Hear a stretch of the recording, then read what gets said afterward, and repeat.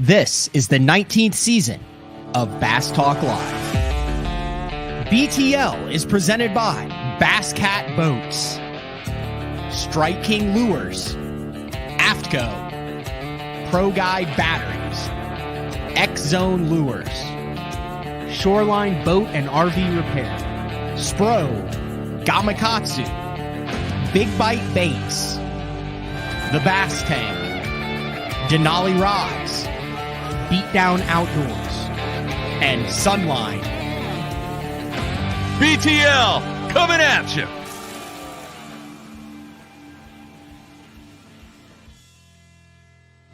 Good morning, and welcome to another exciting edition of BTL Bass Talk Live, where we are going to talk about bass fishing. Yes, the studio is set up for two people because we have an in-studio guest today. None other than the one and only Scott Palmer from the Bass Tank. Scott is actually coming from the Bass Tank headquarters, so he will be here momentarily. All sorts of stuff going on at the Bass Tank. Like I said, they have been in the midst of a let's call it a revamp for the entire company, but some really cool stuff.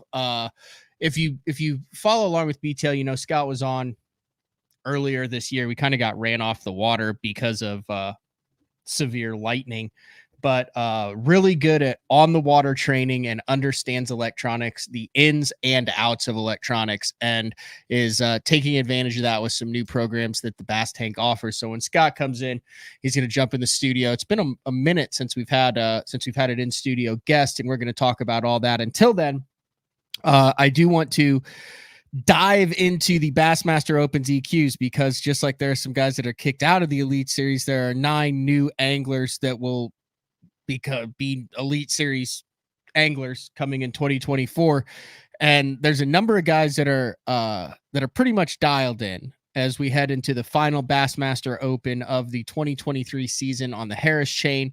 I've been talking to some of the guys that are down there now. Since I'm not in the tournament, I can't, talk to them about the tournament, basically doing the reporter thing.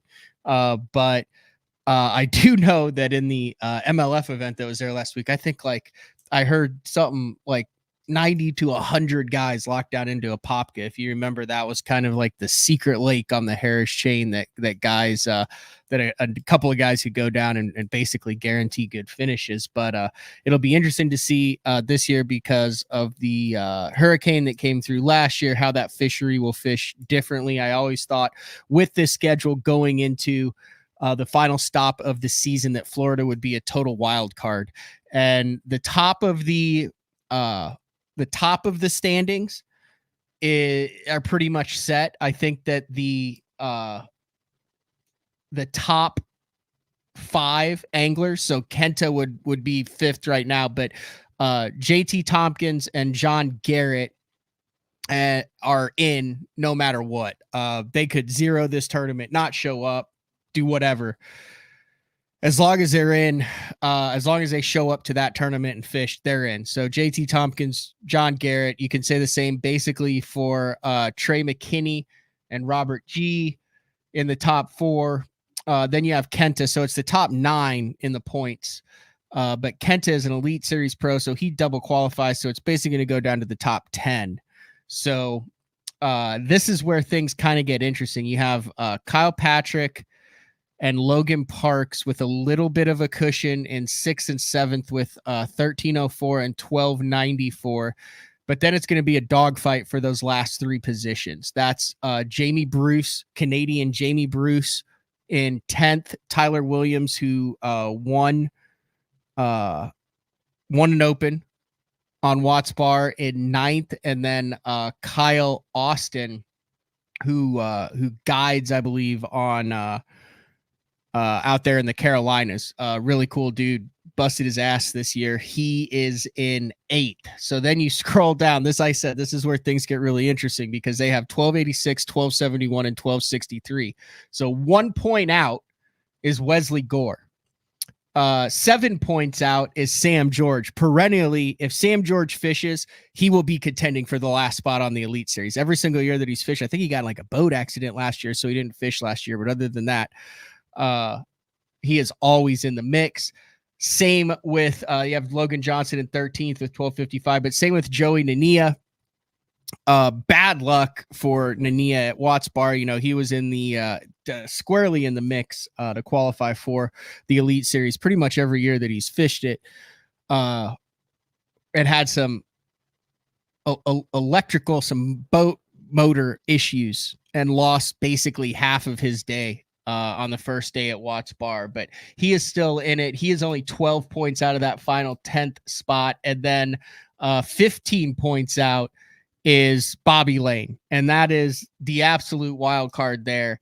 Bobby kind of controls his own, well, he doesn't control his own destiny, but he does in a sense, because you know he's that tight with 15. But you would expect Bobby Lane, MLF World Champion, Red Crest Champion, Elite Series Champion, $1 Million Club, definitely probably one of the top, I'd put him in the top 50 professional anglers right now, going. Jumped into the Opens, left the Bass Pro Tour, I believe, as the defending, or as the reigning, kind of when that all went down, the reigning Red Crest champion, jumps into the Opens. And if you look at his finishes, he has been living on the edge. Bobby's finishes this year, we had him on BTL, but 59th, 76th, 17th, 31st, 67th, 44th, 10th, and then 57th at Lake of the Ozarks. This is an event that I expect Bobby Lane to be in the top 5 in. I don't know how the scopers are going to do here. I think it's either going to be one or the other when it comes to the live scope anglers. I think it'll be dominated offshore with shell beds, brush piles, and canals and grass with a jerk bait and a drop shot. Or you're going to have, I don't see Bobby Lane doing that. I see Bobby Lane getting up there, doing what he does in Florida on the Harris chain, and making a push, just like we've seen so many of those other professional Elite Series top level anglers do, with Jason Christie and Greg Hackney and Scott Martin and Mike Iaconelli, just to name a few. It's amazing how they can come into these Opens, and when the chips are down, come through and qualify for the Bassmaster Elite Series. So Bobby Lane in 15th. Hopefully, I don't know if he's going to be big on updating his bass track. Hopefully they'll have someone with him, because I think there's going to be a lot of kind of a lot of drama around that cut line. He's in 15th.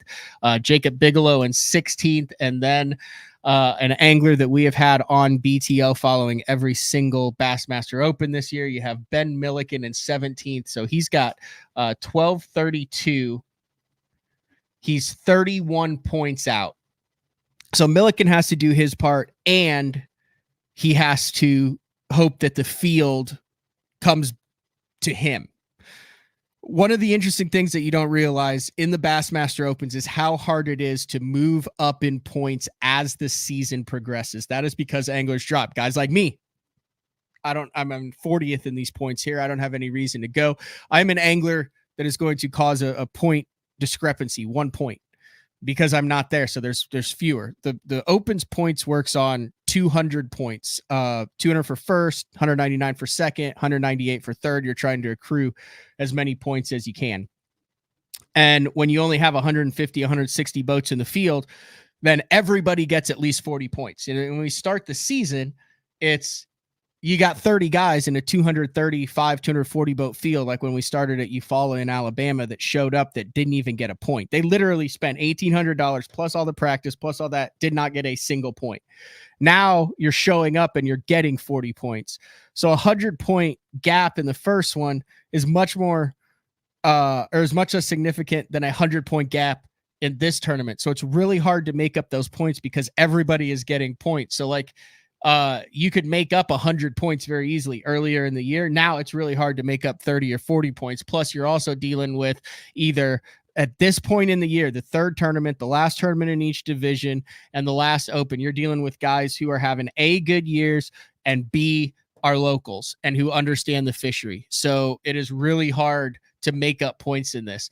I put Milliken, Brett Cannon, and Adam Rasmussen as pretty much 19 with 1221 to 1263, 40 some points. I mean, dude, you get down to Keith Tuma with 211. That's hard to make up. Realistically, I mean, we've seen crazy stuff happen, but realistically, Bobby Lane has a 15-point lead over Jacob Bigelow in 16th. I would put Bobby Lane at 15th as a guy who, A, can control his own destiny a little bit, and B, has a legit chance to jump in. There's a lot of these guys that are locked in, but also when you look at it out with Nania and Bobby Lane and Sam George, all just outside, those are guys who know how to catch fish.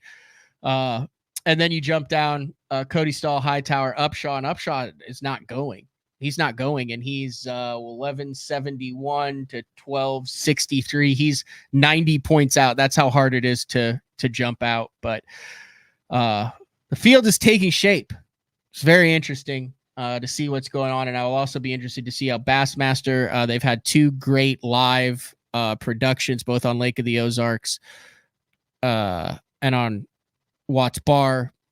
This will be live, the final event of the year on FS1, along with the coverage. You know, you go over to the website and it looks like they've put some riders and photographers with some of the top guys during practice. But locals versus scopers, maintaining points versus tracking down guys. As we head into the final Bassmaster Open of the season, I think that Bassmaster has done a very good job with all 9 of these tournaments of separating the pretenders from the contenders and creating some drama, especially in the second half of that cut line, and generating interest for the Bassmaster Opens. All right, we're going to take our first break of the show.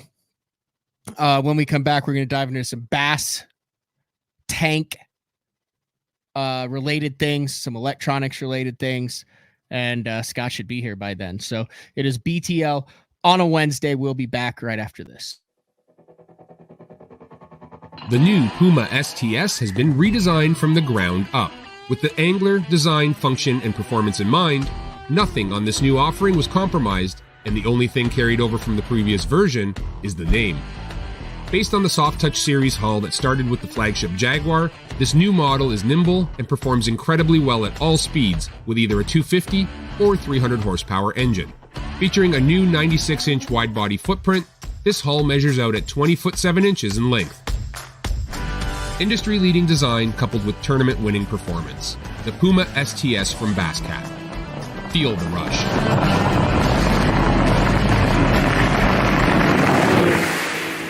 The great thing about the new Sensation soft plastics from Big Bite Baits, heavily scented, super soft, buoyant, comes in 7 great new shapes. I've got a couple of them of my signature series, the cliffhanger worm and the ramtail craw. Great for a flipping jig, football jig, swim jig, all that. Several other great shapes. Really excited about it. We've worked over the last year, catches fish all over the country, and I think it's going to catch fish for people everywhere you try it. The Spro Little John crankbait has been around for almost 15 years, and it is one of my go-to crankbaits whenever I need a fish in the boat, so you can never have enough new colors. That's why Spro's coming out with a handful of new colors, including Pearl Shad, which has this bleached out white look, but it's got this pearlescent, really pretty. We've got Copper Shad, which looks amazing in the water. It's got that purple flake on the back, really pops in the water. And then if you want some real pop, we've got Sparkle Shad, nothing but sparkles all over this thing. And then last but not least, we've got the matte Sexy Shad, just a really different looking color for a crankbait. So you want to give them a little different look, that matte Sexy Shad is definitely the one to go with. All these colors are available in the original Little John and the MD.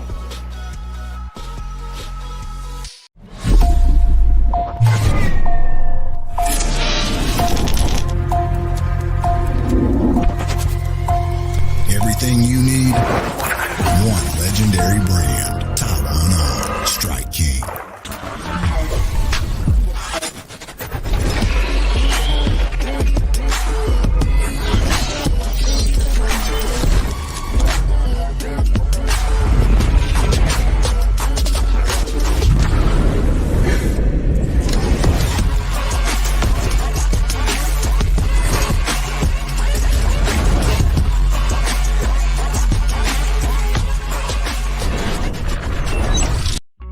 Elite Series Pro Daryl Gleason here. My Pro Guide batteries keep me going on those long tournament days and long practice days. Always plenty of juice, never fail. The best part about Pro Guide batteries, it's the people behind the company. They have over 40 years experience in the battery business, keeping all of us fishermen out on the water longer, catching more fish. Check them out at ProGuideBatteries.com. Are you looking to install your own fishing electronics? The solution is the Bass Tank Power Harness. It takes the guesswork out of installation. No more voltage issues or interference. Designed by an engineer so that you can get professional results right there in your own garage. Installation done right with the help of the Bass Tank Power Harness. You can feel confident knowing that your installation was done right. The Bass Tank Power Harness. Give us a call or order yours today at thebasstank.com. Get the best patterns backed by tournament data. Start by finding the best 10% of your lake. Know exactly what to look for and what to throw. After that, just put them in the boat. Try the Deep Dive app today. Look at that beast right there. All right, welcome back, BTL. Here you go. Scott Palmer has made it to the studio. I was talking, Scott, in the first segment of the show about the Bassmaster Open points. You're a tournament fisherman. There's a lot on the line for these guys. You got three guys in JT Tompkins, John Garrett, and Trey McKinney, and I'll throw Robert G in there who are basically locked in. But you take an entire season and put it down into 3 days in Florida. That's interesting. Yeah, it is. It is. So it's been kind of fun to watch this year and, kind of see how the everything has played out, the ups and downs for each guy. And it also shows you that there were some guys that just how valuable points are in every tournament. And because there's some guys that didn't have the best finishes, yet here they are right there at the top and with an opportunity. And it just shows you got to keep grinding. And but you know what? There's worse places to be. Yeah, you could be in 40th sitting in a studio, not even in Florida. Yeah, that's right. That's right. And but also fishing. I mean, this time of year in Florida, I can think of worse places to be. Yeah, no, it's interesting. Bobby Lane definitely, I think, is in the catbird seat here. Yeah. When it comes to it, but I want to ask you that because obviously you are the owner and run the Bass Tank, which is what we're going to talk about today, the Bass Tank Academy and all that. But a lot of those guys at the top. Let me pull that list up again. There's been a lot of talk about technology and the use of forward-facing sonar, which we've seen on the lives, which we've seen on how the tournaments have been won with JT Tompkins, Garrett, Trey McKinney, Tyler Williams, a lot of those guys. What are your thoughts on talent with electronics versus history on a body of water? Because really, if you look at, with Sam George and Ania, Bobby Lane, some of those guys that have been around a while that have fished Florida are competing against, some of these guys who aren't super. How do you think that shakes out in a tournament like this where you're dealing with elite electronic use versus a ton of history on a body of water? I go back to using just myself when I first got forward-facing sonar, and I used it for a year. I'm primarily a bass fisherman, and it was really before the bass fishermen had really grabbed onto it. Mm-hmm. And what I said was, if you took this off my boat right now, I'm a better fisherman because it helped me understand fish behavior. Right. At the very least, it broke some of the thoughts that I had always believed. It improved some theories and just disproved others that I had about fish. And so I think that it's kind of a clash of both, because it definitely evens the playing field. Mm-hmm. And I think this one tournament, it may not play out, because anything can happen. Because the thing that forward-facing sonar does that, if you know the history of a place and say, hey, this holds a lot of fish and it holds the right fish, what you may not know is it holds a lot of the right fish. But if you just happen to pan over, how many times have I panned over and seen this roamer out here that I would not have known? I was catching fish here, but my kicker was out here by itself. And that may be what that could change the whole, outcome of the tournament. Even though this guy was historically doing well and doing everything expected to do, well, another guy just may have happened onto one fish. Now, I'm not saying he wasn't a good fisherman in the right area, but because he was really, really leveraging it, and it is kind of interesting to see how like different guys leverage it, because it's not the same. You know, different guys use it for different techniques. I love looking at like I'm going to jump into the Elite Series, Santee Cooper. You know, Luke Palmer wins it. You know, and he's sight fishing with forward-facing sonar. Now, you know, I was kind of chuckling when I saw that. I'm like, I wish not all of this was shown because, you know, we've been doing it for several years. But that was shallow water. So it's not just a deep water. It's how many guys are doing that? You know, he was in forward. Some guys are in perspective, you know, landscape scout, whichever you're running, but the side, you know, the kind of the more broad sideways view. So this would be really interesting. I know that may not answer what. No, it does. And this is a point. And Pete mentions it. He said Bobby's going to have to be careful with history and just find the active fish, which I think he will. But I kind of ran into this at Eufaula. Not that I by any means of a juggernaut at Eufaula in Oklahoma, but I kind of knew how they were going to go down. And after having fished that, not relying on live scope and watching how that tournament went down with guys who not only had never been there, but had never heard about it and really didn't have much access to information, either because they didn't know anybody or all the good information was already purchased. Hold on. I lost my train of thought there. Let me get back to this. There's a weird dynamic where you are almost at a disadvantage on fisheries that you have a deep history with and are really good on when it comes to the two ways to approach it. Because a guy like Bobby Lane is not going to go down to the Harris chain and go scope canals, grass beds, shell beds, and random offshore fish with his forward facing sonar, a jerk bait, and a drop shot. He's going to go because he's won $500,000 on that place doing what he's done for the last 20 years. He has to relearn or completely go away from everything that has worked before. Whereas you get a Tyler Williams or a Jamie Bruce or a JT Tompkins who can go down there and they don't have that history that Bobby, so they don't have to unlearn and relearn anything. They just go do what they've been doing all year. So it's almost an advantage to have less history on some of these bodies of water, which is a weird dynamic when you talk about for the last 30 years, how important history and experience and knowledge has played at the professional fishing level. It absolutely is. And, you know, you take the Harris chain specifically. This is where I think this is why it's going to be interesting to see how this plays out. You take a guy like Bobby Lane. Harris chain is a large, I mean, they call it the Harris chain of lakes. What it is, nine lakes, all connected with canals. That is a lot of water. There is no way that one person, even using live scope and just being on max, can cover that water. Now, how much of that is productive and how much is that not productive? And so that's where the history could play in. Hey, Bobby says, hey, you know what? I know where these fish are. I'm going to go and I'm going to go do well.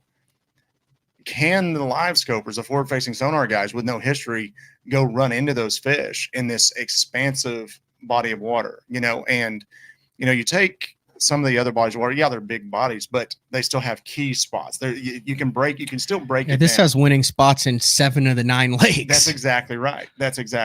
And so it's going to be really interesting. It's going to be, I think it sets up to have an awesome finish. You know, I've been excited to watch this one and see how it plays out, you know.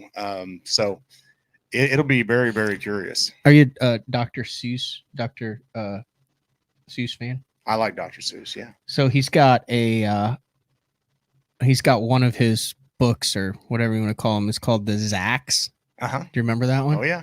That's when you've got like a north facing Zacks and a south facing Zacks, and they meet and they're inbred or not inbred. They're ingrained in their DNA is they never take a step east or west. Yeah. So they meet each other. It's kind of like the unmovable force in the something.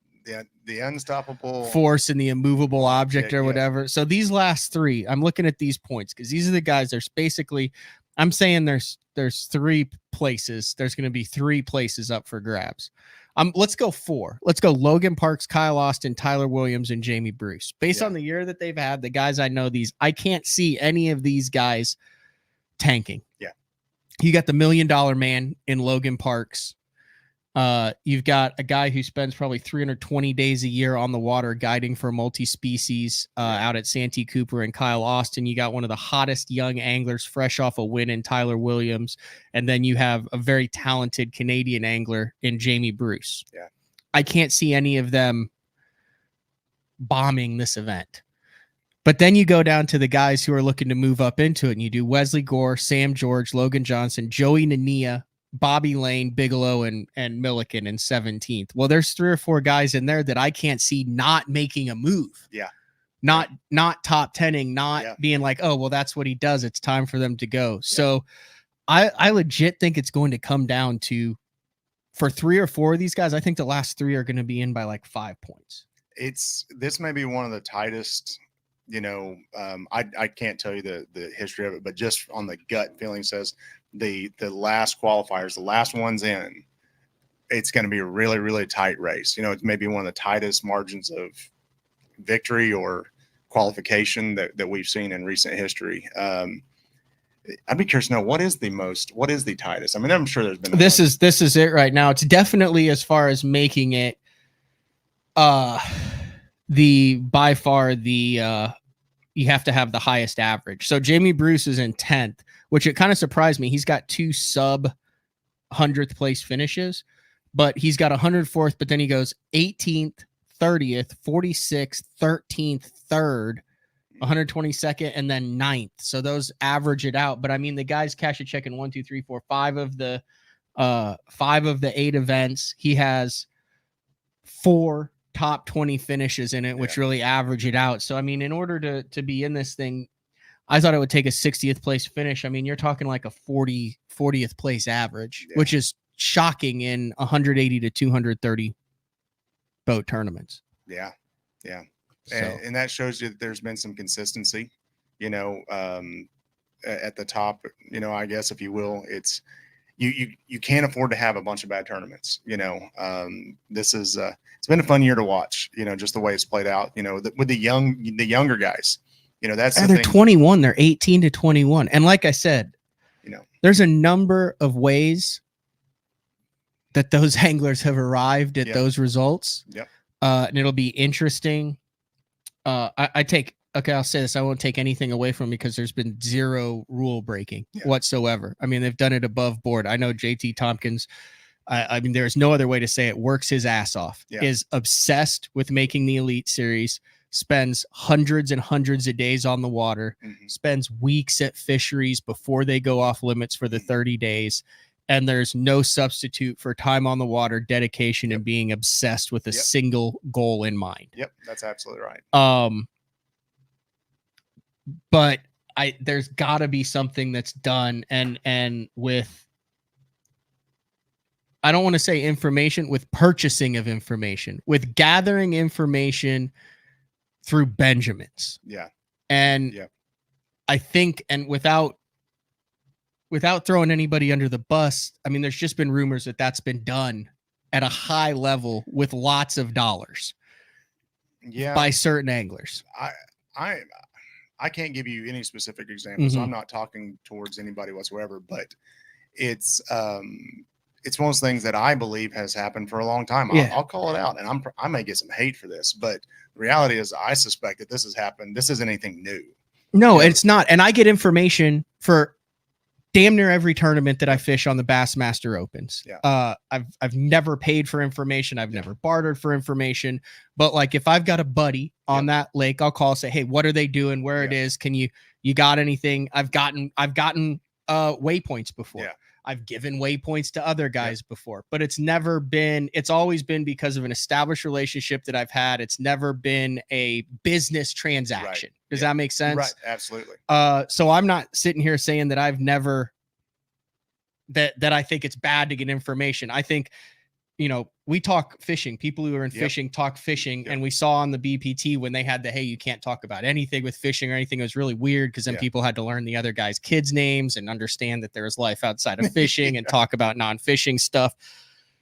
But I think there's got to be, I think MLF has it. You cannot purchase or barter for any of it, but I don't think that exists at Bassmaster. It'll be interesting to see when the rules come out, if that is, that is a rule that is implemented going forward in the Bassmaster Open? I could see it definitely having to make there has to be some changes made at some point, right? Like, you know, we're both inside the industry, you know, and I see things happening, and I see good things happening, and I see things that we didn't foresee happening, and so now we have to react to it. Yes. You know, it's not that anyone purposely got here, but it's like, okay, if we want to continue to grow this, because you're going to reach this tipping point where you're going to start turning the casual observer, the people that we're wanting to encompass in this industry, we're going to start turning them off. But do you think the casual observer even knows any of this? Like when I turn on motocross or bowling or even golf or anything, do I know or care what's going on behind the scenes there? I don't think so. I think it's because it is, but at the same time, like that keeps you at the casual observer level. And when you say, okay, I'm going to, hey, I'm going to get a little bit interested in this, and I'm going to watch this next week. If you watch it for very long, you start picking up on little things, and you start saying, hey, this guy, after he finishes every race, someone always hands him this can of this certain energy drink. Cool. Okay. Yeah. That's promotional stuff. You know, we have to do that, whatever. And then you start realizing that guy doesn't drink that particular energy drink. It's actually probably, but that's not helping him in his finish though. It's not, but I know in that case it's not, but I'm just saying, like, there's little things that are going on that it kind of makes this big wheel that is the industry. The fishing industry is huge, and that is bass, crappie, walleye, catfish, striper. I mean, anything it is a huge industry, and bass has done a very good job. MLF has done a very good job of continuing to push the age limit down. And what I mean by that is, when I was in college, there was no college fishing. Yep. When I was in high school, it started. Basically, it started kind of the first one that I fished. There were 34 teams in the national championship at the Little Rock, Arkansas. And did you have any support from your school, anything like that? We had no, they didn't pay because we had to be like a club for a number of years to show before they got it. We had Bassaholics that gave us some money. We had Terminator spinner baits that gave us a little bit, and Falcon rods. And that was it. And and Mark Jeffries from Bass. And you got to use the logo. That was about it, yeah, right? Yeah. That was it. That was the support of now they're offering scholarships, you know, and now there's high schools. I mean, at all sizes of high schools with high school fishing. And so they've done a very good job of extending that. They even have junior divisions now, you know? And so,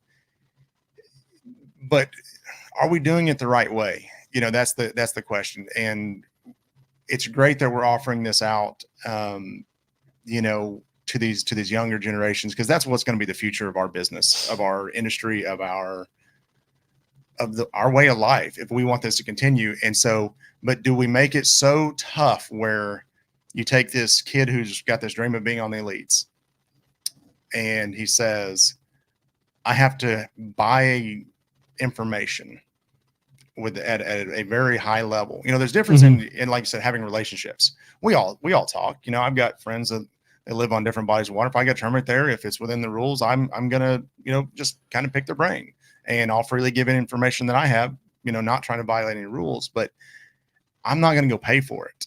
And so at some point, there's some rules that are going to have to change, I think. And I want to say there's a difference. So Clay says, you know, it's hard to force rules. I get it. Hard to beat a team of anglers. I have no problem competing against a team of anglers. Hell, people might say, and we don't really share a lot of information, but to some extent, me and Andrew Upshaw brought a team. I mean, we're figuring it out. And the guys that I call, like, I think that is part of the sport. That always has been part of the sport. And it always will be part of the sport. Now, when you're working with a team, especially if it's a fair team, an even team, that's a double-edged sword. Yeah. Because now your winning spot may become a top 10 spot. Because if you're working with a team, you've got to give up that juice. If this is a properly functioning team and not a dysfunctional team, because there's a lot of those where, you know, everyone shares information until you find the winning spot. And then that, you know, that's the guy who all of a sudden jumps from different partner to different partner to different partner but a true team, what you don't understand is,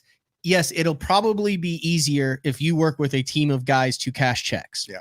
It will be much harder if you work with a team of guys to top 10 and to win events. Yeah. That's why you see guys that historically do outside the box things typically run as lone wolves. Yep. Dean Rojas is a perfect example of that. He believes, and especially during his run of top 10 angler of the years and during the Frog, that he had a bait that no one else had, that he was better at it, that he fished it in a way no one else did. Mm-hmm. And he would rather go into each tournament pure with his intent and suck on his terms and win on his terms than have to share that with other people. Yep. A lot of people took that as a standoffish guy who didn't want to have any friends. No, that was Dean going out and doing his job so he could pay the bills for his family and fish a pure tournament. Right. So there are benefits, but also a lot of detriments to working as teams always have been and always will be in every single sport. You travel with guys, you work with guys. I don't see anything wrong with that at all. No, and I don't either. And that's what it boils down to is, I mean, every sport, racing, you talk you about have teams, you have teams, and there's times when your teammate blocks screws the guy or helps you. Hey, this guy, my teammate's getting the win today. And, what was that movie? Talladega Nights. Yeah. I mean, come on. It was always Ricky Bobby and Cal Ricky Bobby. Norton Yes, never right. got the dub. Never got the dub. But so yeah, there is that. And, I like getting information. I'll give information to my friends, but I've never had the advantage of having a team. But I actually probably am a little more along the Dean Rojas school of thought. Mm-hmm. If I'm going to win, I want to win on my own volition. If I'm going to suck, hey, I sucked and I'll wear it. My best lessons have come from me sucking.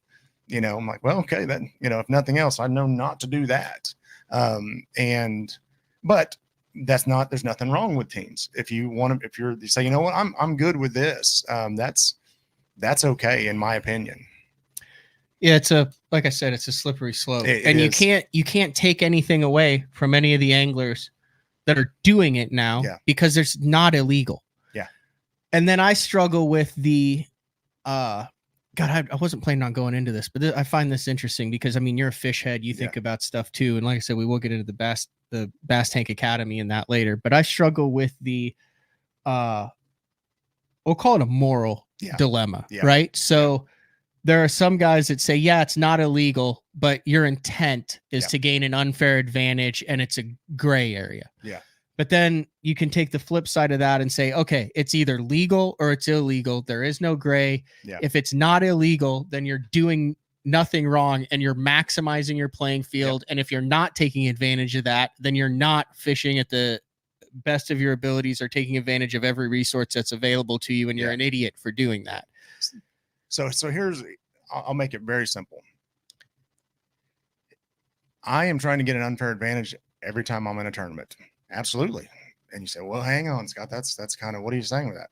Well, if I'm using some sort of bait scent that I believe in, I'm not going to name any specific, but if I'm adding scent to my bait, if I'm using a specific bait because I believe that bait is going to give me an advantage, but not an unfair advantage, advantage. So what makes it unfair? Okay, so right now we're gonna argue what the word unfair means. Right, exactly, and that's where it comes down to. What is unfair? Anybody else could have gone and bought that scent, right? Yep. That bait. They had that same opportunity, unless it was a bait that I specifically designed, had a specific. Mm-hmm. So is that unfair? Because now we're going to talk about, you said Dean Rojas had this bait that nobody else had. Is that an unfair advantage? Or knew how to fish it better, with the sumo. Okay, is that unfair? Because it wasn't. He's just Well, why isn't it? Why he should have to teach me? Now we're getting to a socialist, economy where everyone has to share. But no, Jeffries used to talk about like maybe everyone should have the exact same tackle, the exact same rods. That would be interesting, right? But that's never been what the sport's been based on. It's always been based on this. And we couldn't do that because we would kill the industry. There's too many good companies out there that literally support this industry. Mm-hmm. And if we said, okay, you're going to use rod X and you're going to use bait X, this is all you can use. There are a bunch of companies that go belly up and it won't be long before there's no checks to cash. Yeah. So as fun as that would be, there's a couple of those tournaments where, hey, you can only use this specific brand of bait. Mm-hmm. And that's kind of cool, going into it, that's all what you can do. And those are very kind like the Spro tournament. Right, the Spro tournament, exactly. Yep. Those are one-offs. Rattle trap tournament. Those are fun to compete in. There was one that It was a buzzbait only tournament. Oh, that'd be fun. And you want to talk about like, oh, that'd be awesome. You know what makes it real fun? You don't have to think about anything. Yeah. Do I want to throw a half or a quarter or squeak or clack? Squeak, clack, half, That's quarter, right. skirt, toad. Those are your three decisions. That's all I have to concern myself with. And so you just go fish. I mean, had 6 buzzbaits on my deck, and I'm like, this is how I like to fish. But so what is unfair? What is unfair? This is interesting. Gators Adventure said, I cooked in a barbecue contest that had a lot of rules. It's hard to enforce them all when guys are in enclosed tents, trailers, and other areas that are not open. No one knows what they're really doing. 100%. That's exactly right. And that gets into skirting around the rules, but and enforcement, because that's another issue. So what do you do with the gray area in fishing, Scott? That is the major question. We saw that MLF has a major perception issue when it comes to rules enforcement and cheating because of gray area. It's not because it's a non-legitimate organization or they've got a bunch of cheaters over there. It's because of the gray area that the perception is that everybody is either pushing or surpassing the boundaries. Or the majority of people, at least in my mind. That's a personal opinion. So I will use Major League Baseball as a prime example. I have got this book, and someone got, because I'm a huge baseball nut, and but I got this book, and it's about this thick, and it is rules of baseball you didn't know existed. Okay. And basically what it boils down to is, what is the rule when I don't know, Randy Johnson hits a bird with a pitch? What is the ruling on that? Is that a ball? Is it a repitch? Yeah. What is that? Well, you would have never had to think that until it happened. Yeah. And so you try to think of all the potential scenarios, but until it happens, you may not have a rule for it. But the minute it happens, where I think we're messing up is the minute something happens, say, oh my gosh, this is a gray area, it needs to become black and white. That's my opinion. Gray areas exist because there's nothing to find and no one's pushed it. But when something gets exploited, or we say, oh man, I didn't even know you could do that, and I can't find a way digging into an area, putting gas tanks along a 120-mile route, using a ladder to find fish, sinking brush piles the day or the day before the tournament. Right. Okay, seeding fish. Now we need to define this, because we never knew someone would even think that way, because guys are smart. Fishermen are notorious for finding that edge, you know, and walking it in. Maybe they're off of it, but they don't know they're off of it. We saw that with the Poche over the last couple of years with his little boat. And I'm not saying that Poche's done anything wrong. I'm just saying that little boat and what he's done in that little boat has brought up a lot of stuff that's never been brought up. And when it was last time, all they had to do was say no tunnel holes, and that took Ott Defo and the Douglas Lake thing out of question. 100%. And so that's the lack of saying, okay, we're gonna define this. Whatever the decision is here, we realize it's a gray area now. Maybe we can't make this decision, but this point forward, this is what we're doing. And I think that's what needs to happen, because guys are going to continue to do it. We can define, if this table represents the gray area, and we went in and found out that this whole gray area, there were things that fell into it, and went and defined everything in that. Guess what? Give it a year, there's going to be another gray area, because guys are going to say, okay, well, you define this and push it, and they're not doing anything wrong. They're just trying to go out and compete, because competing is hard. I mean, competing at a high level is hard. And, just going into a local tournament around here, dude, there's some sticks. There's some absolute sticks. And especially guys that, you think, hey man, why don't you go try something a little bit of higher level, because you don't belong here anymore. And it's because if you want to go compete, you're going to have to push the edge. You're going to have to find that edge and run it. Because our fish are being more pressure than they ever have. Fishing is at an all-time high popularity.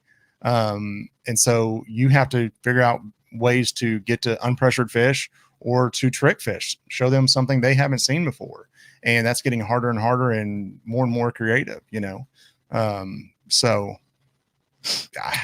yeah, that's my. We'll wrap this up. We'll wrap this conversation up, and then we'll take a break. And we'll go come back on this. and talk about the Bass Tank Academy. But after having this talk with you, this is really the first time I've ever mentioned it on the show, talked about it to this extent.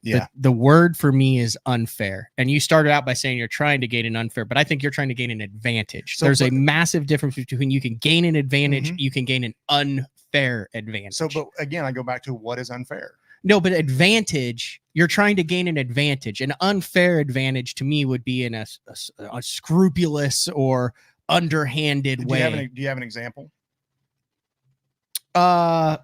Yes. Okay. An unfair advantage would be, okay, you can get information from public websites. Okay. So yep. You have a 30-day off limit period. Okay.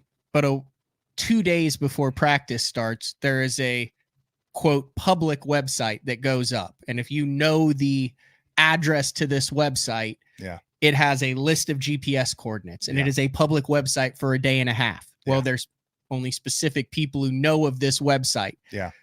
That is an unfair advantage. Now that I agree is that is not unfair. That is just, to me, a flat violation. But it's a gray area because it's a public website. You're not limiting it to anyone. It's just because you don't know it exists doesn't mean that you can't. But how did you become aware of it? So that's what I'm saying. That to me is an unfair advantage. See, an advantage would be, hey, I think this scent or I think this transducer is better, and I am going to learn how to use it or adapt it. That's the difference to me between an unfair advantage and an advantage. What you're talking about there, that's a coordinated advantage is what that is. And because with the way websites work, there's no way that would actually populate in a couple of days. You would have to know to go type that in. You couldn't do a search for that and it show up quick enough. It would be so buried in the Google Analytics. So that's not a gray area. That's a violation. That's the difference is, I'm sorry if you did that and you say, oh, well, it's public.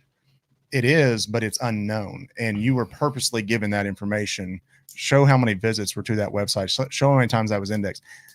There's people smarter than me, way smarter than me on the analytics side of it. It wouldn't take very long to be able to see that there was only a few people who visited that website and knew about it, and they had to know about it ahead of time. You know, how quickly did they visit it after it went up?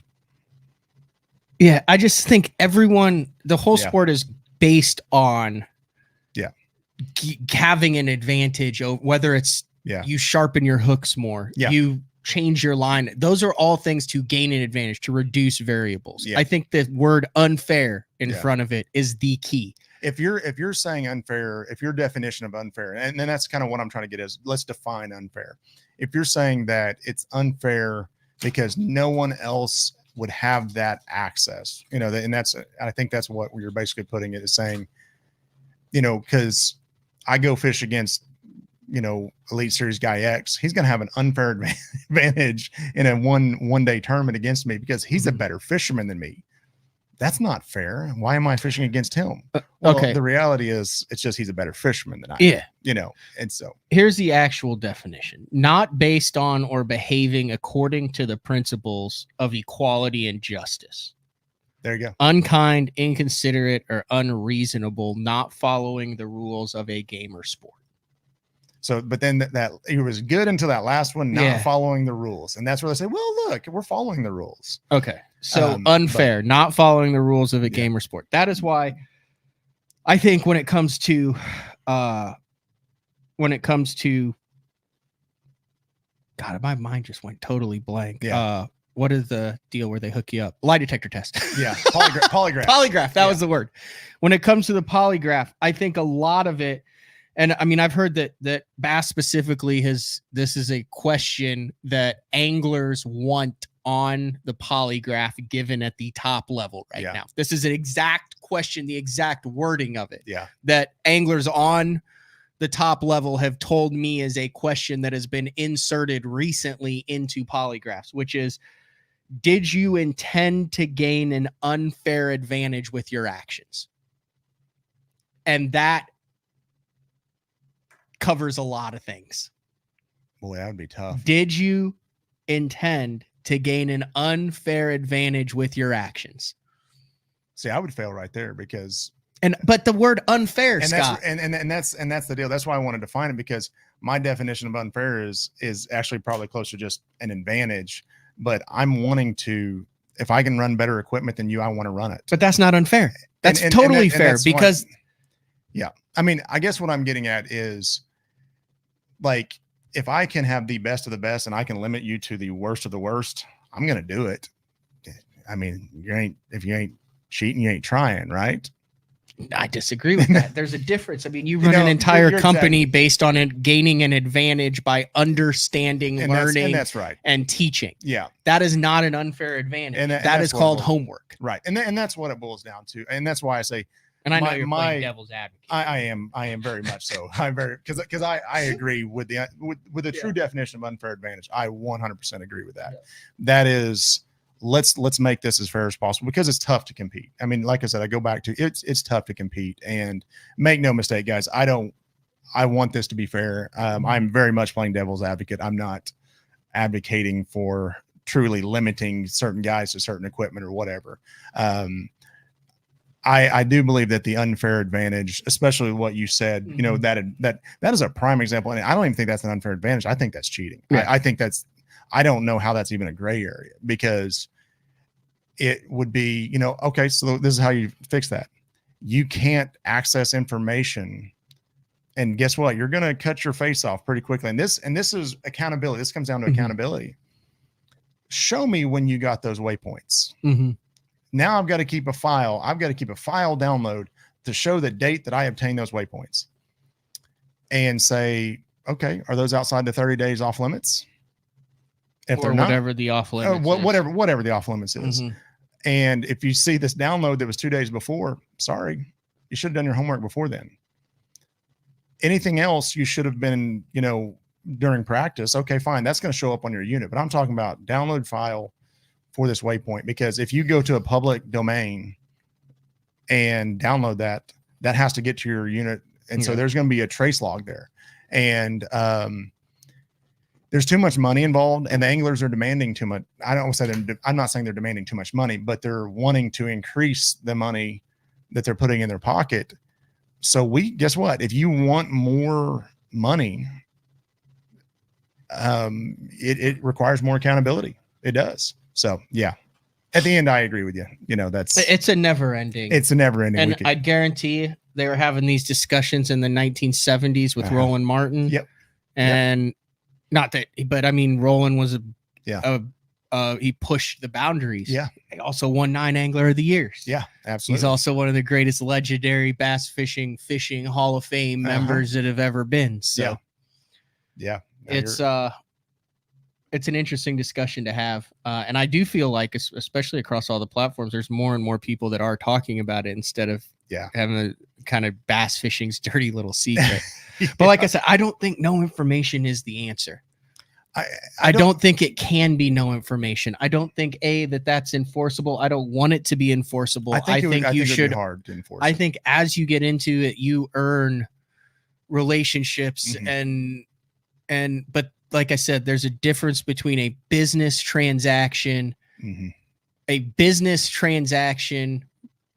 for success, and a process for success. So I'm gonna throw something at you, and this is just a theory that I have, that as an observer, kind of from the outside.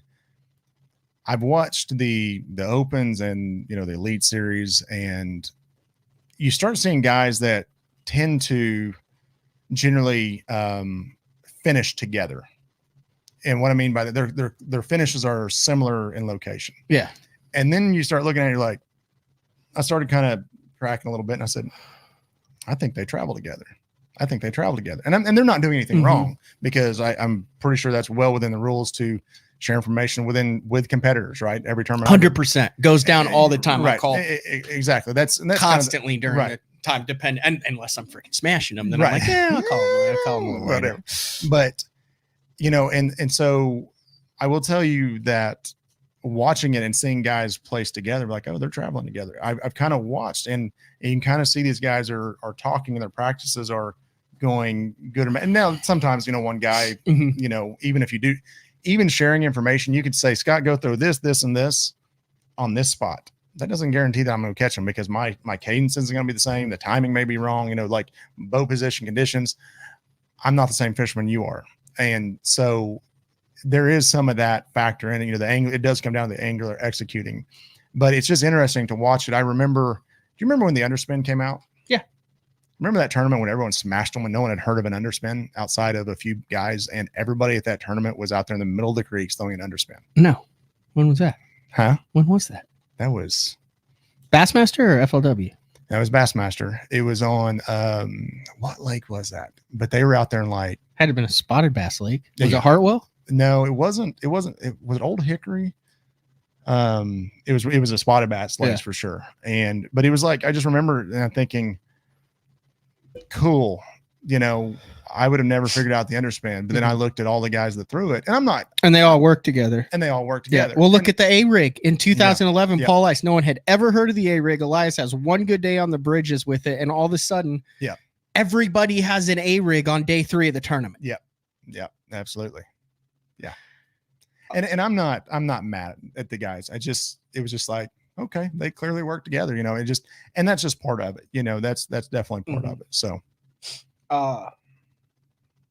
it is interesting when they talk about the polygraph. It's not like you fail or pass. You have answers, and then based on your answers, they go back through and they analyze. Well, why did this happen?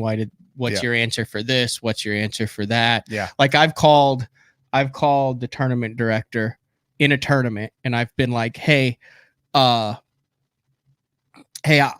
was idling back up to a spot with my trolling motor down, and I had my life jacket on. And I jumped up on the front deck and I made a cast, and my co-angler said, dude, I think your big motor's still running. And I didn't catch a fish. I didn't gain an advantage, but I was on the front deck and I made a cast without a life jacket on, and my big motor was running. Yeah. I said, what do you want to do with that? And he goes, did you catch anything? Did you gain an advantage? No. He goes, all right, I will make a note of that. Yeah. And if you get polygraphed and fail that question, now I'll know why. Yeah. And you'll be good. Yeah. Thank you for calling me. Enjoy your day. Right. Yeah. And that's the accountability, because we've all been in situations where, dude, you and I were fishing just a local tournament. Remember? I had motor issues. Remember that? Yeah. Yeah. And I'm calling the tournament director saying, what do I do here? I was without a co-angler that day. And I think you didn't have a co-angler either. Yeah. And I said, what do I do?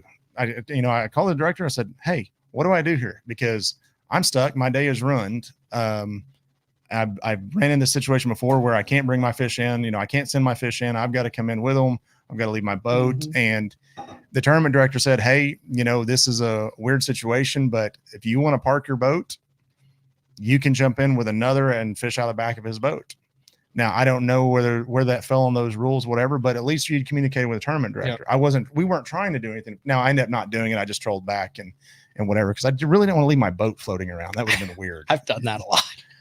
Especially I had one of those years where the shift actuator was just my arch nemesis. Yeah. I left that boat like in multiple states on multiple. I left that boat so much. I had a freaking sign pre-made that I would just put in my dash. That's like, I'm okay. Everyone's okay. Boat's broken down. No need to call anyone. Yeah. Throw that sucker up there. And I Wow. I think I had 4 people bring me in that year. When you have to have a sign made that, you're having a bad mechanical year. Yeah. So we've been there. I've had my own mechanical issues. All right. That's an interesting conversation. Yeah. And it could go on forever. Yeah. We're going to take a break. When we come back, we'll talk with Scott about a new venture that you just launched. I would call it a passion project. Wouldn't you? Absolutely. Absolutely. A passion project. It is Wednesday. Scott Palmer from the Bass Tank in studio. We'll be back right after. Having confidence in your tackle while on the water is one of the main things to success, in my opinion. In the last couple of years with Denali, I've had just that. From anything from spinning rods, casting rods, tungsten products, even now to casting and spinning reels, I have the confidence to go out there and get the job done and know that all my equipment is going to handle it and do it just the way I want it. The thing about Denali is you've got great quality products at a great price point, so make sure you check them out. Have you considered purchasing new electronics for your rig? The type of mounts you choose to protect your investment should be part of the decision-making process. No matter if you prefer 1, 2, or 3 graphs up front, Beatdown Outdoors has a solution for you. Adjustable, versatile, rigid, and made in the USA. What's your ultimate electronic setup? Check out the full selection of Beatdown Outdoors products by visiting beatdownoutdoors.com.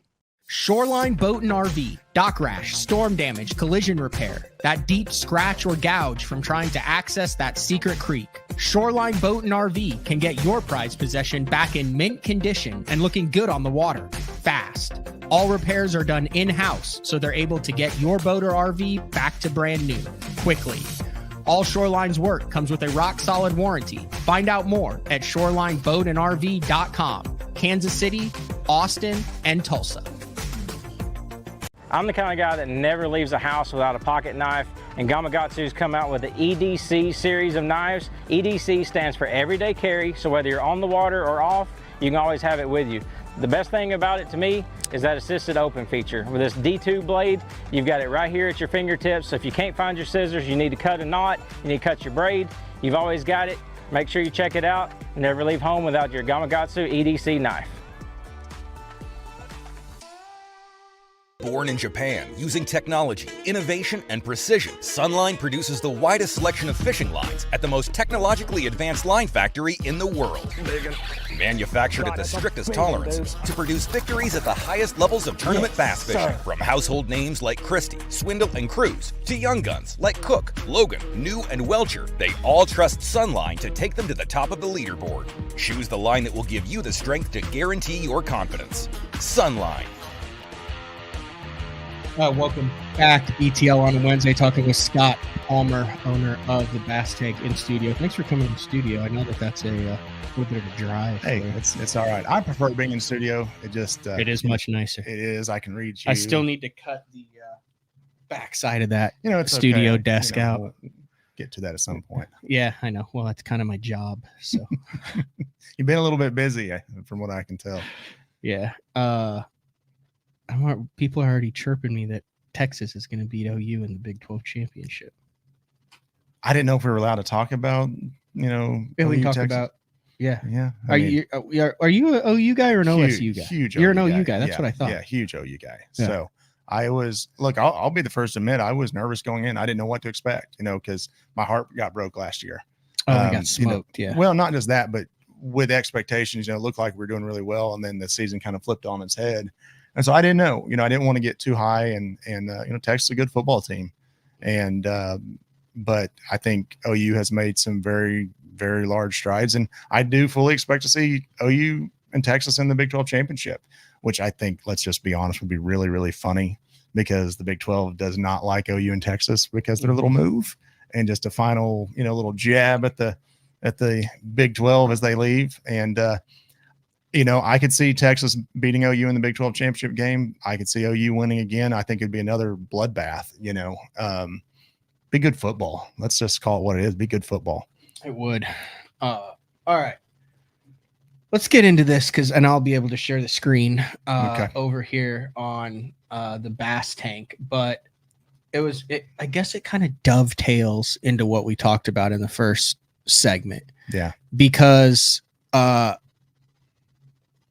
information leads to education, and obviously education, when applied properly, leads to more success on the water. Yep. And since its inception in 2018, the Bass Tank has been all about upping your success on the water. What's your slogan? It's about catching or something like catching, that. Not fishing. Catching, not fishing. Yeah. And there's been a lot of changes with the Bass Tank over the past year. Yeah. So kind of start out, and they've been a big supporter of BTL for the last 4 or 5 years. But kind of start out on where you guys stand now as far as just Bass Tank that sells all the brands of electronics, installation, that type of stuff. And then we'll move more into the education side, which is really kind of the new developments recently. Right. Yeah. I mean, we're still the same company from a standpoint. We still can sell you any electronics you want. We're all the major brands, several mount companies, batteries. We do the installs ourselves, which, obviously we prefer, just because we want to make sure it's getting taken care of. But we also know that's not a reasonable expectation. There's no way that every guy in North Carolina can drive to me. I have a few, but that's just not realistic. And so that kind of dovetails into what, we started the email address, specifically for your listeners. And part of that was because we got so many calls. And we probably have conservatively more than 50% of our calls are from non-customers wanting tech support.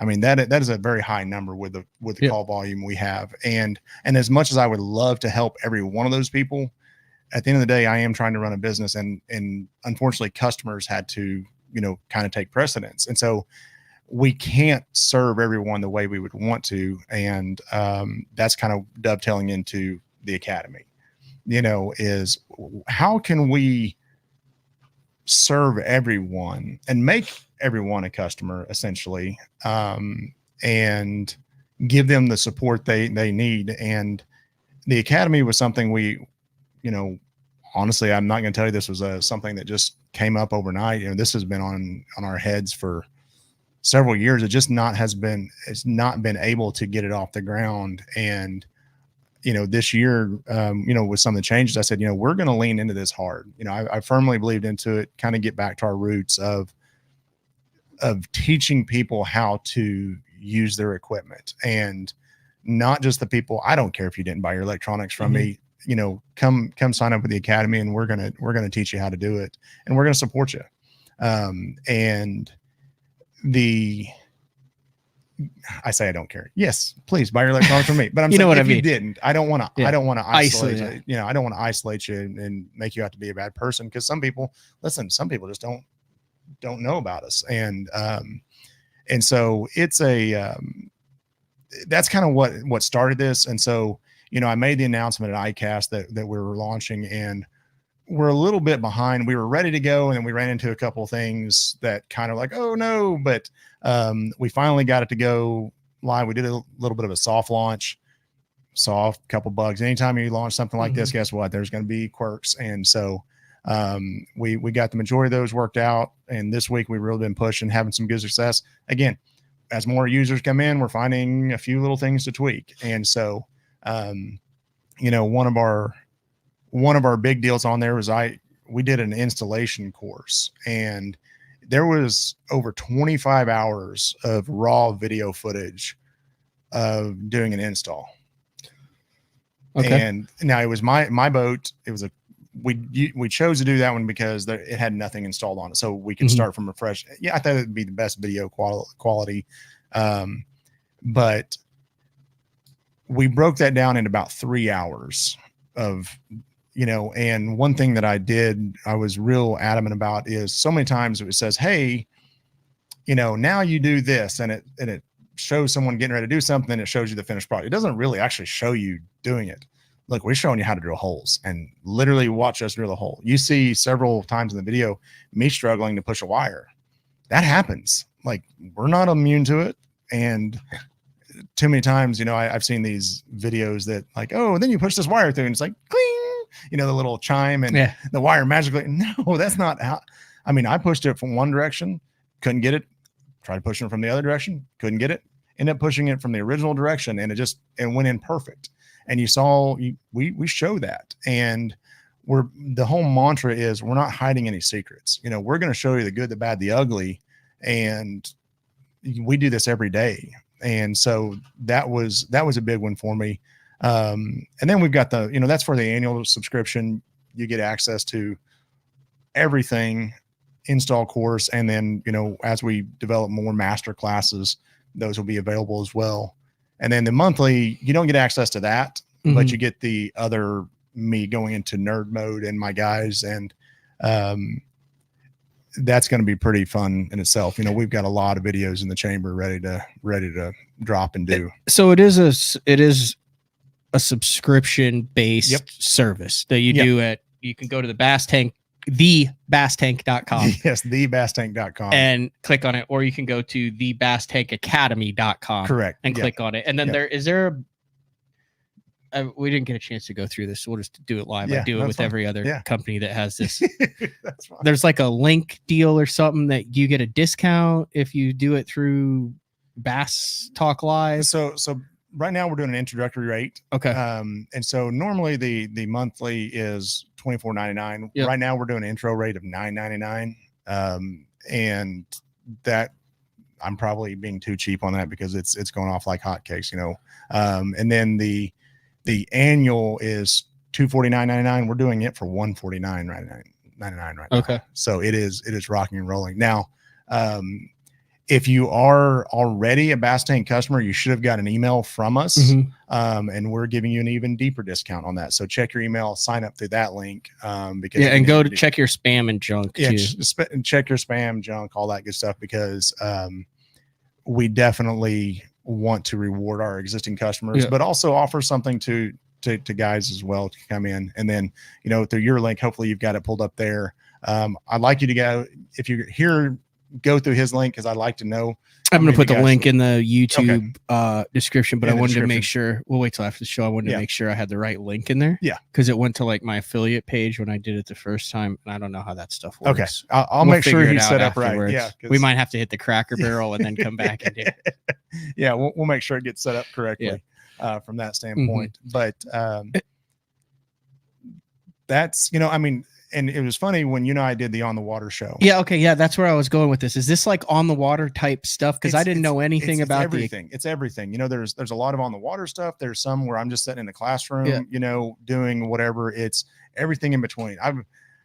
I wish I could just set everything aside and just go make all these videos, because my head is full of all these videos to make. And it comes down to time. I mean, there's a lot of time invested in making just one video. And so we're going to continue to pour into it. I've got several guys, my pro staff is going to add it into it.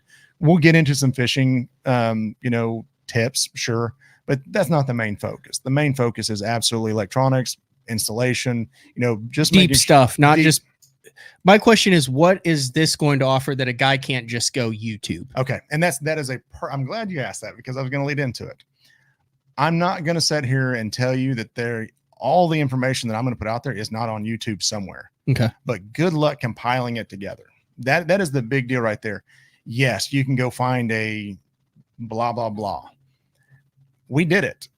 I gave some subjects to kind of a test group, and the average time it took for them to come back with a halfway close answer was over a week. It took them over a week to find information. I think this is what I'm looking for.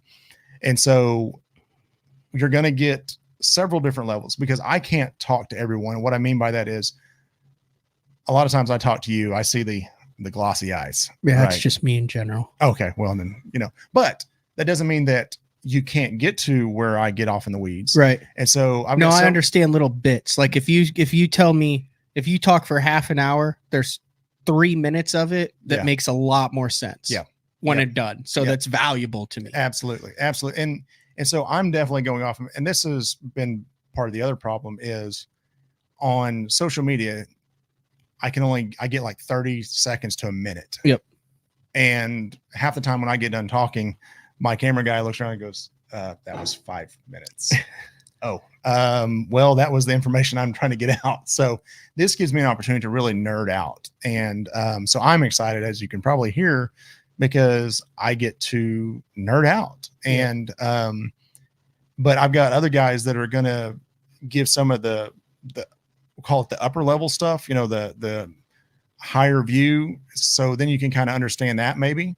And then when Scott gets off in the weeds, you can follow Scott into the weeds a lot easier. And so I think it's got something for everybody, from that standpoint.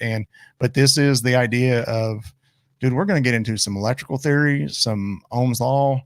I just tell you, I had one of the guys email me after our On the Water, and he was like, hey, you said this, but isn't this what it really is? And that was actually, he was 100% right. And I actually ended up calling him, and we got to nerd out for a while, and it was really fun. It was really fun because he understood it, and I could go to that next level with him, and it was awesome. But for everybody else, what I said was absolutely true until they can understand that. Then we can go to that next level, and that's what the Academy is going to do. Those 3 minutes that you say, well, now you can go back and rewatch it and get another 3 minutes and get another 3 minutes, get another 3 minutes. And so that's the passion about this, is it's really trying to educate and empower people. And then what's really cool is, Denali Rods has come on as a partner. And so we're going to do some Denali rod giveaways. Nice. And, Academy customers are going to get Denali rod discounts. So you'll get a code every time you sign up. You'll get the discount code. I have an idea. You have no deal? An idea. Oh, you have an idea? An idea. Yeah. Can we, do you have the ability to give away subscriptions? I do. Can we give away a subscription to the biggest skeptic and one of the hardest BTL critics, but he never misses a show? And then he can come back with a recap on what it's like. Yeah, absolutely. All right. That I think if you're a regular listener, that would be Clay Williamson. Yeah. So Clay, we'll give him a code or whatever so he can get in. Yep, absolutely. All right, and then he can come back and check in and be like, holy cow, yeah, this is legit. Yep. Or if it's not, he'll let us know. And that's it. And here's what I expect to happen. Clay's going to come back and say, all right, I see where they're going with it.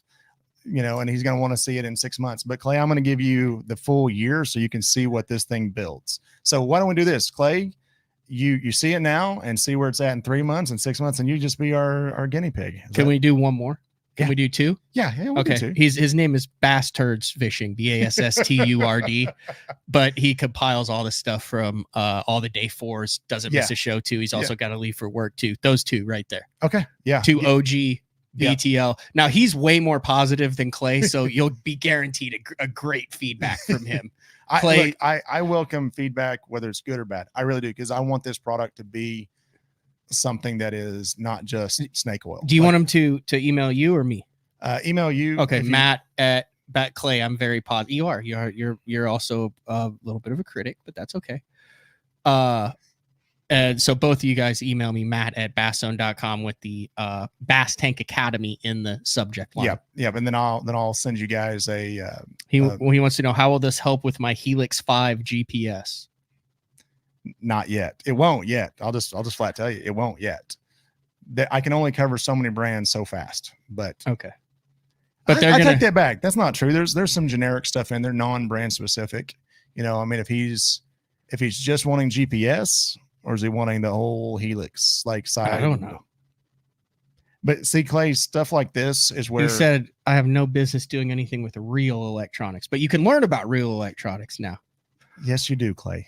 Come to the dark side. Come to the dark side. Yeah. He's got, well, this is Bass Turds Fishing. What is his first name? I know he sent me stuff before. I hate saying that on the podcast because then everyone's like, what? Yeah. He's got a 2002 G3 Deep V aluminum. Nice. All right, let's go. That actually sounds like a pretty sick little boat. Yeah. You can do that and take that up north. You can do a bunch of stuff. 100%. Yeah, I know his last name is Turdo. I think it's Scott. Yeah. All right. Well, see, the other cool thing about the Academy is we have the ability. We're going to have the ability to have forums inside of it. I mean, listen, guys, this is relatively new, and so there's features that I have planned that are going to continue to get added to it. But I'm not going to tell you that I did not leverage the emails that I got from this very show, because I would see several questions like, hey, this is something I need to do a video on. And so I absolutely did, because you got over 100 emails, didn't you? Oh, so the last time we did it, I don't know that I've even gotten back to everybody. That's how many. I couldn't keep up with it. Which is awesome, because that's BTL listeners. 100%. And shows the value of BTL and the education level. Absolutely. And how much and I apologize if I have not got back to you for guys from the last time I was on here. I apologize. It is on my docket. I promise you at some point I will get back to you. But I was really excited. I mean, I love it. When I see that thing blow up, I'm like, cool. Can we give away a subscription every month for the rest of the year? Yeah. That'd be 3 more. Yeah, let's do it. Okay. Yeah, let's do it. I'll get you a code, or you can send me their names and email addresses, and I'll just sign them up and say, here you go. All right. You still doing the screen cleaner stuff? Absolutely. Yeah. We'll do a subscription, a screen cleaner, a microfiber cloth. Yep. Yeah, we can do that. Absolutely. All right. Why not? Christmas comes early. All right, we'll do that. Like I said, I've been showing the Academy and all that. So when it gets down to it, then under the coupon or under the code, is that where you put the BTL stuff? No. So when they just click the link, you'll know that it redirects. Yeah, okay. Yeah, that's how bad I am at this. Yeah. Like literally, I have codes for Omnia, Pro Guide, bunch of other stuff, and I'm just awful at it. Yeah. I'll get him. And that shows the value of the show too, which is absolutely hilarious. Yeah, don't It worry, is what guys. it is. I'll get him squared away. Don't worry. Jeffries was anti any of this stuff for 15 years, so I'm learning with the times, just like it is with the electronics. Okay, I do have to ask you this because this is the hottest thing going. You are an electronics store company education. It was asked earlier. What is your take on this sudden rush of anti-technology at the top level of fishing? As a guy who makes your living doing this, what's your take on all this? What do you think will happen?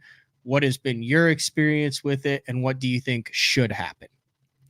All right. We're going to step on some toes. You good going there? Yeah. I mean, might as well. I mean, I'm not stepping on toes that are, I'm good. Okay. Let's go. So as far as the rush on it, I think there's several things going on. I think the guys, I'm going to call you out. There's the old dogs that have done it for years and are very good at it. And they're having a hard time changing with the times. I think that's what it boils down to. And what's happening is they're a little bit frustrated that some younger guys who are really good with this technology are able to come in and have success as quickly as they are and not pay their dues. So from my standpoint, that's what it feels like in a lot of ways. And I'm not saying that's right. I'm not saying they're wrong. I'm just saying that's what it feels like. And I believe it was Upshaw who actually had a video, and I'll just use it. And I apologize, Andrew, if you get mad at me for it, but he said, we need to stop fighting each other and start fighting for better payouts. And I think he was 100% correct. All right, here we go. Here's the toes. I'm going to catch some backlash for this one. I think nothing is going to happen. I don't think they're going to limit forward-facing sonar. They can't afford to do that. Are you seriously telling me that the top 3 brands that support these industries with the amount of money they put into it, that they're going to piss them off and say, hey, we're not going to let you sell. We're not going to let anglers use your best selling product? No, ain't going to happen. Ain't going to happen. At the same time, I also agree with Andrew saying maybe we should have a limit on how many electronics, because it is getting ridiculous. It is getting ridiculous when you see, even coming from a guy who sells electronics for a living. I sell. I mean, I've had customers come in and I'm like, dude, at what point do you stop? Like, learn how to use this, and then we can see if we want to add this. But 3 graphs at the rear, 4 graphs at the front. What are you even doing with it? You've done 7 graph boats? Yes, done 7 graph boats. In Bass World or Crappie World? Bass World. You've done a 7 graph boat in the Bass This was World. not even someone who was really going to be fishing much tournaments. This was just a quote unquote weekend angler. Just wanted the maximum best. I mean, how many deucers is that? It was insane. And he wanted to know why he had interference. I'm like, dude, are you kidding me? You've got so much frequency going on, and that's $50,000 worth of electronics. It was dumb. It was dumb. And which there's nothing wrong with that if you afford it and you want to do it. And I'm not judging. I mean, dude, if you got the money, spend it. But like, understand you're going to have to live with stuff. There's certain things I don't run on my boat that I would like to have on my boat, but I just don't want to deal with the extra mess, plain and simple, because at some point it's too much. I want an area to fish. And a lot of that comes from seeing those Elite Series guys, those top level guys with all this equipment up there, and saying, okay, this is what I need to go fish. No, it's not. No, it's not. I run a 12 and a 9-inch screen on the front of my boat. You know why I run a 9-inch screen? We kind of talked about on the water. Smaller. I like my cat. It's up there at the front. I do a 10 and a 12, and mainly that's because I've talked to you, and for the past years, it's like, hey, this is efficient. This is what it does, and you can have 0 cords, and you hit 2 buttons, and you're good to go. Yep, exactly, and that's it. Because that 9-inch is good enough for mapping, and the other one never leaves live scope. If I want to do 2D, that 9-inch is just fine for 2D. I don't use side imaging up front. The trolling motor is moving too much. And so, well, okay, maybe I would want to have a 360 up there. But again, now I'm putting an extra thing on my trolling motor, another different graph. And so I do believe that there needs to be a limit. And I think that if anything happens, I could see a limit happening. And I think this is something that Upshaw mentioned in his video. And I thought it was a very good video, and And I do believe also, and I don't know who said it, so I apologize for not giving you credit for it, but they said we fight for the rules that fit our agenda. Yeah. And that's exactly right. The guys who want forward-facing sonar are going to fight for it. The guys who don't are going to try to say, well, this is why it's cheating. And the guys who can fish all 9 fight for all 9 and 10 spots. The guys who fish 3 fight for 3. 100%. The guys who could jackpot want that to qualify for the Yep. classic. Absolutely. Everybody does it. Everyone's going to try to leverage it to whatever they're trying to fit. And that's just human nature. And that's human nature. And that's okay. We can have those discussions, but we have to just find that compromise. And I just don't see them banning forward-facing sonar in any shape or form. What limits do you think, as a technology guy, would make it to where you're not killing the technology? I think 2 graphs at the console is plenty. I think that's because you can have a side imaging, an imaging and a mapping. Okay. Why do you need more than that? Let someone give me a realistic. Do you care if they're 16? I don't care if they're 16. I don't care about size. What if they're 32s? Now you're getting into a safety issue. At some point you can't. We're sitting behind. I mean, isn't there a big graph company out there now that's doing these TV graphs? They are, but you have to have a graph that's compatible with it. Located somewhere in the. So then, to me, that would qualify. That would qualify as a graph. I got you. Okay, so so you're good with 2 graphs at the console. Yeah, 2 graphs. Doesn't matter what if you want 2 graphs at the console with live scope, with a live scope deucer on each power pole. And that's kind of where I go back to 1 forward-facing sonar, or 1 live on the front, or anywhere you want it. Yeah, you don't want it on the front. You want to move it around. You want to put it on a turret. You Yep. want to clamp it on the side and then move it back up front. You want to put it under the boat. You want to point it to the damn sky. Do whatever you want. Do whatever you want. And with that, I think you need to include 360. Now, 360 is not a true live sonar. Oh, you want to include it. So you either have 360 or you have forward-facing sonar. Yep. Because otherwise, unfair advantage. Hey, you can only have forward-facing sonar on there. Well, let's take a guy that's sponsored by someone other than Johnson Outdoors. Johnson Outdoors is the only one that has 360 and forward-facing sonar. Yeah. That's Nobody true. else has it. Yeah, that's true. So now it's an unfair advantage, if we want to use that term. But I qualify. It's kind of one of those weird. 360 is not truly live, but it's close to live. It's kind of that gray area. Yeah. So let's define it. Let's define it what it is. And what's the difference? Okay, what is the actual difference then between a slight delay and then? So you're saying you're wanting to make a decision. That's where I'm at. Make a decision. What about a couple of people on here have mentioned beam length? What about, hey, you got a guy who wants to put a saltwater on that's shooting 400 feet versus another guy. What if you limit the beam length to like 50 feet? No, I don't agree with that, because why? Okay, so number of units up front too. Number of units, 2 mapping forward-facing sonar unit. 2 units. Use them how you want. So max 4 units, max 1 forward-facing live unit. Yeah. Whether it's Humminbird, Lowrance, or Garmin. Yep. Absolutely. Are there any? That's it. Those are the 3. That's the 3 right now. And so that, to me, that would be a good starting point. Because that's what I run on my boat. The majority of your weekend anglers are going to be some variation of that. A lot of guys may run 2 up front, 1 at the console. That's reasonable, because at the end of the day, I'll call a spade a spade. I'm not serving the Elite Series, BPT guys that they've got sponsorship deals. I'm not serving. Even if I was, you're talking about 400 guys. Yeah, but what's crazy, what you're doing is you're basically saying I am going to get less business because this is a copycat industry. Yeah. And whatever they do at the top level trickles down. Yeah. So I know for a fact that you have a lot of people who come in and say, hey, I want it rigged like Swindle. I want it rigged like Polinick. I want it rigged like Becker. And what you're doing is you're going to limit the amount of business, because now you're not going to see those $50,000 jobs on FS1 and Discovery Channel and on the live. Yeah. So there's going to be less emphasis in coming in and adding a bunch of crap on. Well, and maybe so, but this is the one thing you'll find out about me is I'm going to be honest, guys. I'm not a money grabber. I want your business. I'm trying to run a business, but I'm going to be honest with you. We've turned down business because it didn't make sense. Like, they didn't understand why they were buying it. They just thought they needed it. And then when we actually sat down and explained it, they were kind of like, why would I need that? You don't. And that person would have absolutely, on multiple occasions, would have just bought that from us if we would have said so. And we're just not going to run our business that way. And so, to me, the other side of the token is real estate is at a prime. I'll just say it that way in a boat. So if I add 6 graphs, even if I have 5 graphs, I have got battery issues, and there's only so many spots for batteries. Even with lithium. Well, we can go to lithium, but now we're talking about that price keeps going $5,000 up and up and up and up. And Yeah. That's exactly right. And so there's ways to do it.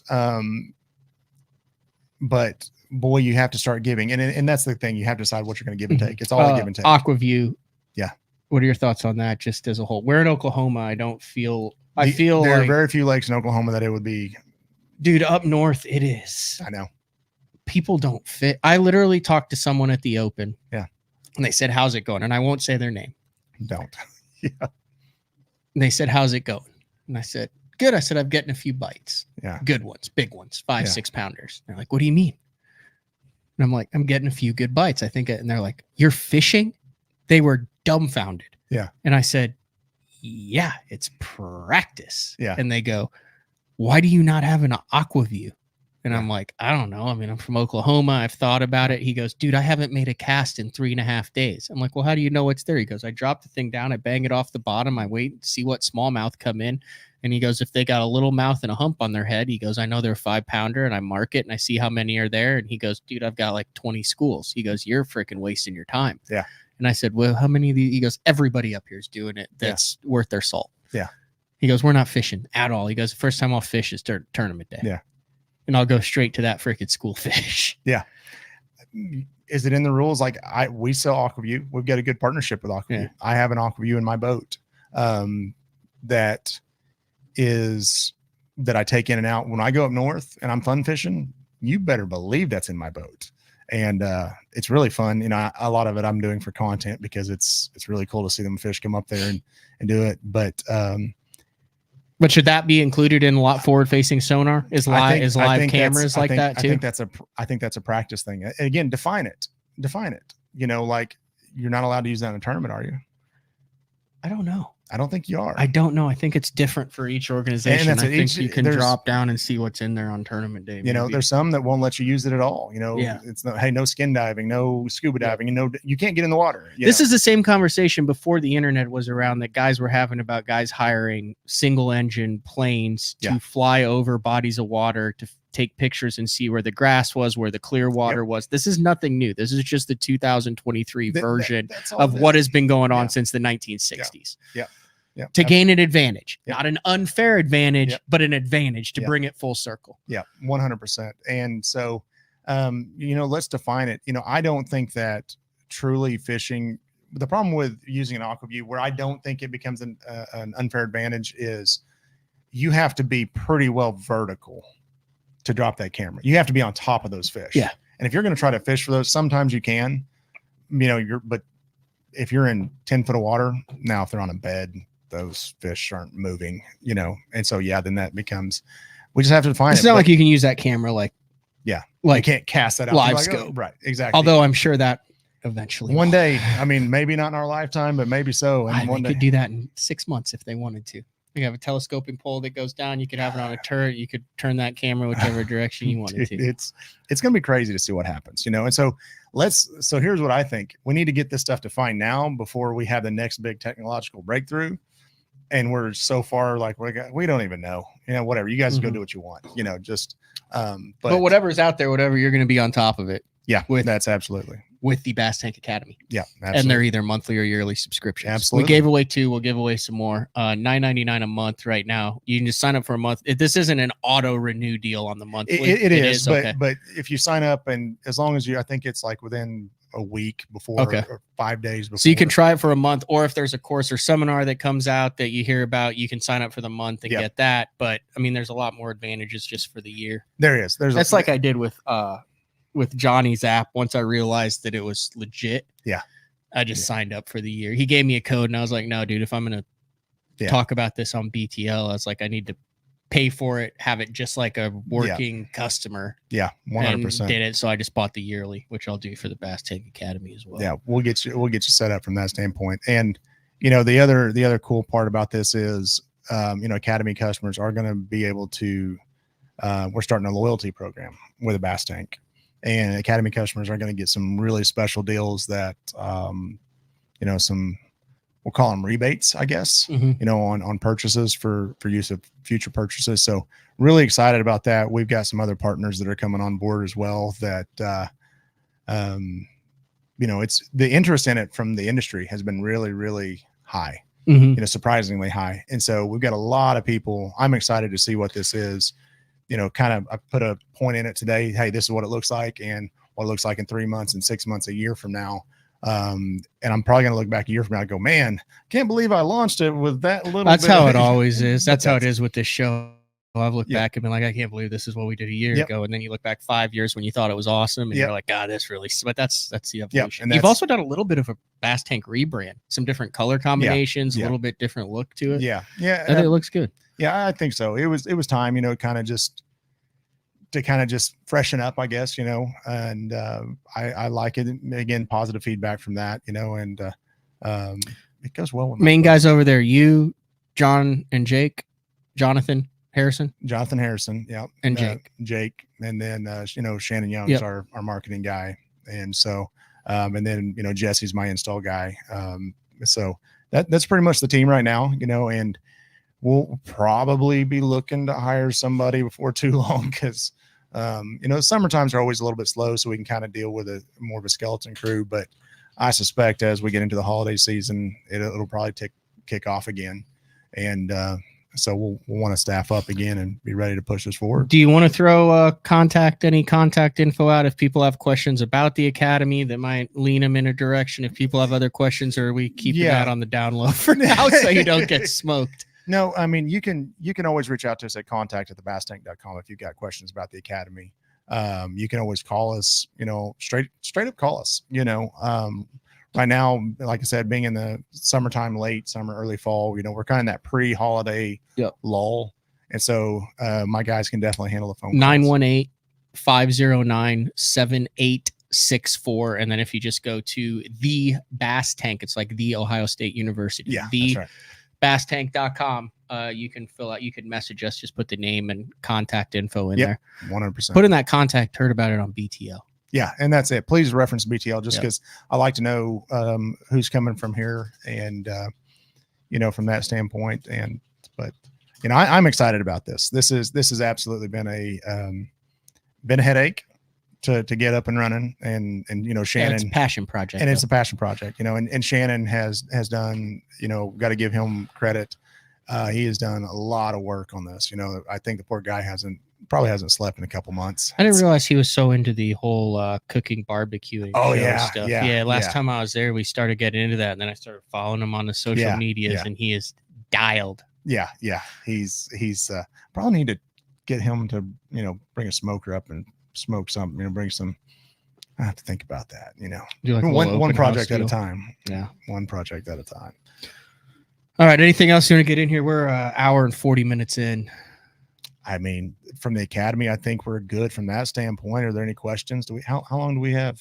We have however long we want. It's my show. Are there any questions that have popped up that we need to hit high level? Anything that I can actually answer, not have to? Here's the deal. I think we're an hour and 40 in. I think we bring you back next month to actually do some content. Like the shows haven't been exactly what I planned. Like yesterday, I was going to have Jeffries introduce Ike. Yeah. And an hour later, I was like, okay, well, we got the show because it took him an hour to do that. Like I said, we went down some paths, but that's the beauty of this platform is we can go down a bunch of paths. 100%. Yeah. Then I say we'll come back next month and we'll do that. Yeah, we can actually dive into that. Are you fishing lauder? No, I'm not. Look, the deer season are calling me right now, and that fall bite at some point is going to kick off where I really can keep that buzzbait in my hand. And so the idea is to kill a deer, get it on the ground. I just need one. Get my buck on the ground, and then I can focus on fishing the rest of the year. That never happens. It's always like December before I put my deer on the ground, and then I'm like, missed my fall bite. You do the you have bow archery or? So I am. I had to get out of it. I had two shoulder surgeries, and so I got to the point where I couldn't pull my bow back. So crossbow. A couple years ago, I finally I got a buddy. And I resisted it. Then finally I said, hey, I'm not breaking any rules, and I'm tired You're of out there to enjoy yourself. Yeah, and so it's like the forward face. It's like the live scope of bow hunting. Yeah, it is. And It the purists absolutely probably hate it, and Yeah. then there's a bunch of guys that go, "Dude, it's the same thing, just a different." And so it is, and it's probably a prime example of the flasher, side imaging, down imaging, forward facing sonar. Traditionalists or people who say I'm a purist, are you using a longbow? Are you using a recurve? Because even that has technology. Yeah. What about a spear? You throwing a spear? Is that a machine I mean, point? I mean, back in the where day, we did they stop? just tackle him with a Yeah. rock? At one point, we're bashing them in the head with a club. I mean, so but even the club is technology. I mean, I so hear you. it evolves, and it's funny. Like I am trolling a little bit, but I get it because I was the same way. I was like, man, I don't want to do a crossbow, but it also gets me in the woods. So go out and enjoy the woods. Let's stop fighting each other. Let's have fun making fun of each other a little bit. But let's just get out in the woods, get on the water, and enjoy this. Let's make this fun. Yep. It's a great way to end it. Cool. Scott Palmer from the Bass Tank, the Bass Tank Academy. Check it out at thebasstank.com, thebasstankacademy.com. It's new, bunch of stuff coming down the pipeline. Click on the link in the YouTube bio. I'll also put that link on the iTunes description. Nice. One thing, if I can jump in, we do have an iOS app and an Android app. That is launched now. So once you sign up for the Academy, once you sign up first, then download the app, and you can use your credentials to log into the app, watch it on your phone. Sorry, I forgot to mention that. Perfect. Yeah. Technology, baby. Thanks a lot. Appreciate it, guys, for jumping on. And tomorrow, Frank Scalish. Frank has a big show planned for tomorrow. Educate a lot of people. It's a fall show, including maps, baits, everything. So Nice. that first kind of transition. All right, this has been another edition of BTL. Bass Talk Live. Like, comment, subscribe, share, all that good stuff. You guys are doing a great job. I greatly appreciate it. Scott, thanks for taking the time to drive Absolutely. down here. I know it's about an hour and a half drive. Hey, thanks for having me. All right, we will talk to everybody tomorrow, 8:30 a.m. with the man Frank Scalish. Later.